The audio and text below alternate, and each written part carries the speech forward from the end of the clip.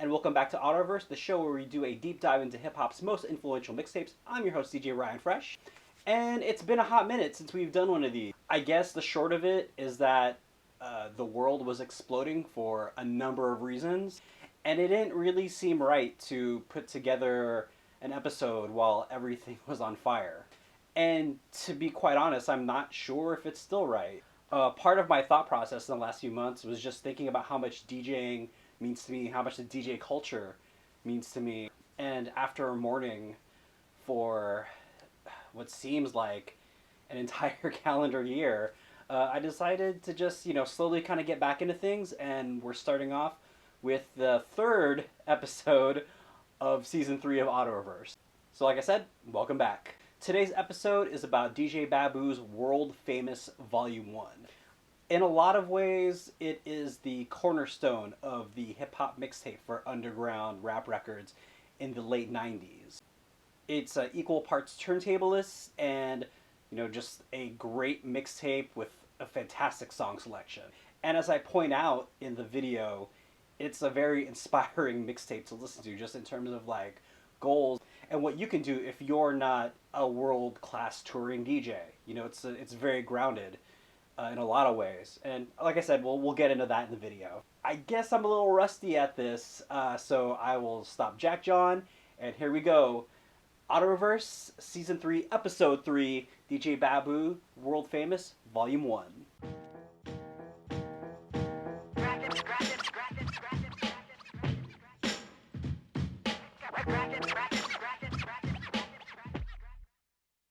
What is it?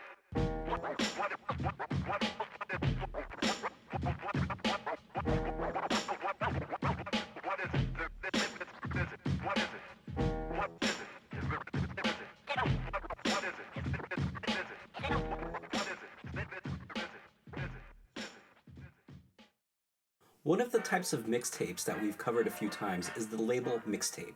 We did it with J-Rock's Walkman Rotation, Funkmaster Flex's 60 Minutes of Funk, and we're taking a look at a different kind of label mixtape in DJ Babu's World Famous Volume 1. I covered Babu's Comprehension way back in Season 1, which was a bit more on the raw and experimental side of things. On World Famous Volume 1, we get a taste of the living legend that we often see performing live. The first in a series that highlights independent hip-hop, World Famous Volume 1 is a balls-out mix of some of the mid-90s heavy hitters, which includes the likes of Rasco, Company Flow, and East Flatbush projects. For me, personally, the World Famous mixtape has achieved cult classic status. It was an introduction to the underground movement that I didn't see on Yo MTV Raps or Rap City. From that world famous crew called the what? Beat Junkies. Taking over.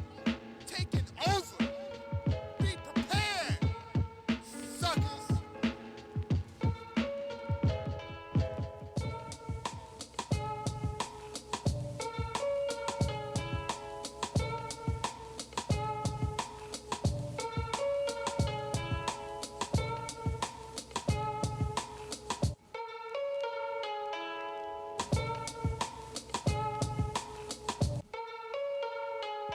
Don't say sticks and stones, they might break your bones, but the 9mm, it will bore your dome. I'm talking about the Well, below the surface, the Los Angeles underground scene has always been alive and well. Our scene, at least how the media puts a twist on it. For a long time, people thought LA was synonymous with gangster music.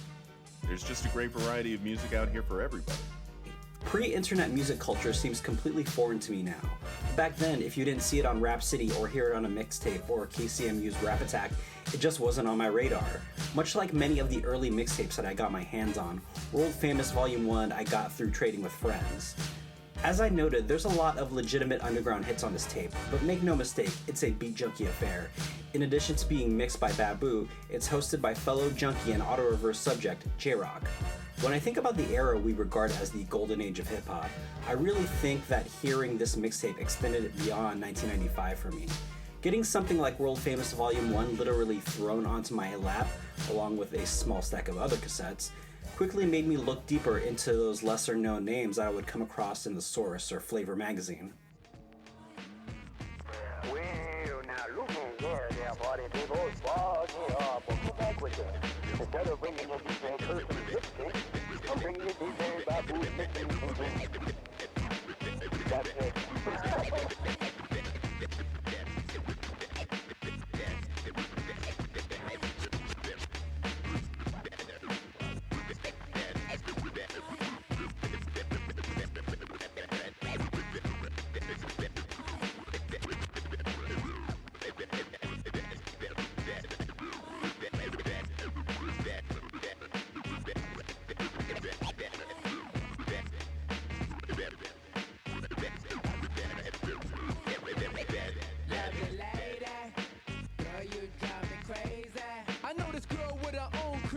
Isolation. She's from Puerto Rico, half black on vacation. Thanks to this tape, I had a nice start to collecting some of the best independent hip-hop 12 inches out there, and it whet my appetite in getting records that weren't produced by Puff Daddy, RZA, or the Trackmasters. In a way, having this mixtape enter my life was the first step into, for better or worse, becoming a backpack hip-hop fan, wherein my ultimate goal would be to head to Fat Beats, a now defunct record store where Babu worked, and buy up whatever vinyl they had on their walls. When I was first getting into DJing, everything seemed like an unattainable goal, and with good reason. I was 13, 14, and the range of DJs in my line of sight, Mixmaster Mike to Kid Capri to Funkmaster Flex, were seemingly at the top of the world, whether that was being through world champions or being internationally known tastemakers.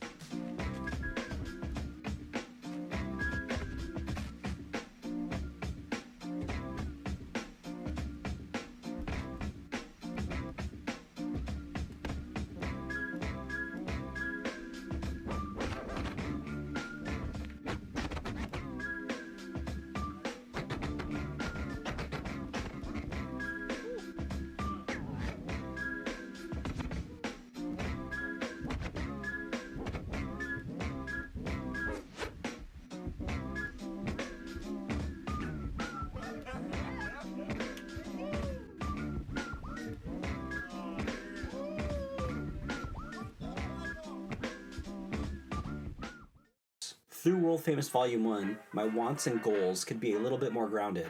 I didn't have to have a mixtape on Tape Kings or gnarly exclusives. I could make a fantastic work of art with the records that I could afford to get. Additionally, Babu peppered the tape with some signature juggles and scratches that are still worthy of study to this day. As DJ culture continues to evolve and DJs themselves can be Twitch celebrities with a worldwide fan base, it's good to have a crew like the Beat Junkies serve as the elder statespeople. Not only to literally instruct the next wave of talent, but to also set up goalposts wherein the future DJs can maneuver well, know humility, and, most importantly, survive to teach the next crop of DJs. And that's it for today's episode of Auto Reverse. I hope you enjoyed what you watched today. There's a lot going on in the world around us, but unfortunately DJing is not one of them. However, like many DJs out there who are just doing it for the love of the art, for the love of the culture, I too have a Twitch channel which you can check out right here.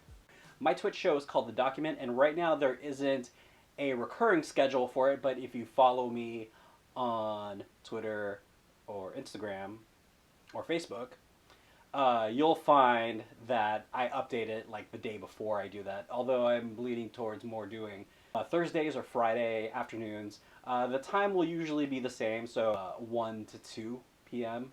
Sometimes I'll do like a Saturday sesh just cause. Some of the other things I've been doing are outdoor drone videos and scratch videos, and I did an homage to Ernest Dickerson's Juice called the Mango Juice, particularly one scene of that movie that meant the world to me when I was growing up, and you can also just check it out right here.